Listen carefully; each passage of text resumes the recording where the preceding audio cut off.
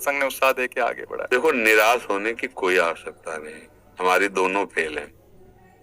अभी कल रोज आते दिन डायलिसिस होता है, और किडनी पेशेंट जब डायलिसिस में होता है तो बहुत कष्ट का विषय होता है। उसमें डायलिसिस में कष्ट होता है, जी मिचलाता रहता है, शरीर में पीड़ा रहती है, खड़े हो तो चक्कर आते हैं।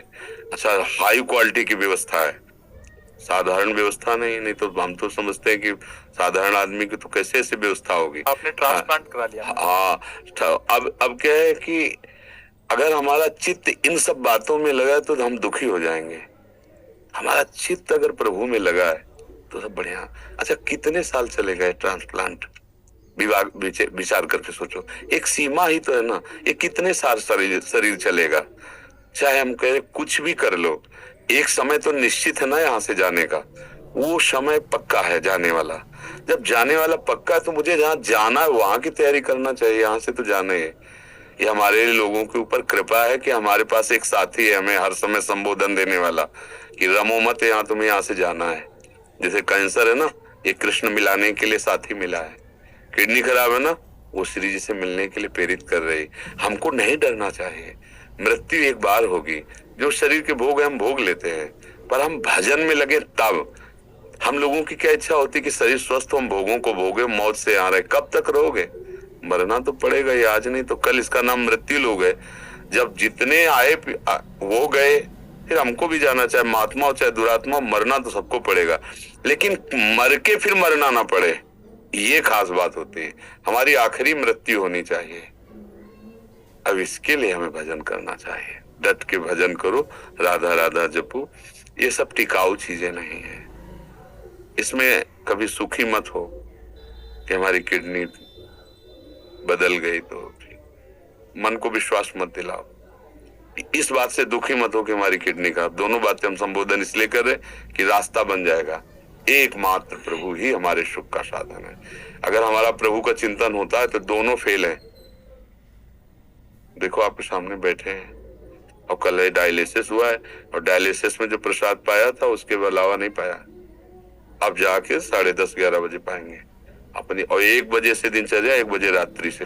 इसलिए आनंदित रहो और भजन परायण रहो। एक कैंसर फैंसर कुछ नहीं है, कृष्ण के आगे कोई है क्या? कुछ नहीं। ये बना रहे को नहीं भाई, जाना तो है, जिस दिन जाना है उस दिन पक्का जाना है। बस नाम जप करे श्री जी का और निश्चिंत रहे, हमें परेशान नहीं होना है। आप लोग परेशान तो नहीं हो? हाँ, मस्त रहो। परेशान? हाँ, जाना को 100 बार थोड़ी मरना है, एक बार मरना है। बिल्कुल आनंदित रहो। कोई हमें परास्त नहीं कर सकता। हम श्री जी के हैं, हम लाडली जी के हैं, और जब जाना है तो हमें लाडली जी के पास जाना, अपने घर जाना है। परेशानी क्या है? ये परिचय मृत्यु से इसलिए डर लगता है कि आपको मरने के बाद ठिकाना निश्चित नहीं है। देखना, जिनसे आपने अपना परिचय बढ़ाया वो सब छूट जाएंगे, जो कुछ आपने माना वो सब छूट जाएगा। इसलिए आपको डर लगता है मरने से। ये शब्द हमारे चिंतन में रखना। और ये पहले ही तुमने छोड़ दिया कि ये तो सब छूटने ही वाला है, और पकड़ लिया गोरे सांवले चरणारविंद, राधा राधा राधा। अब क्या, जब मरने से सब जग डरा, मेरो मन आनंद, कब मरी हो कब भेटी हो पूरन परमानंद।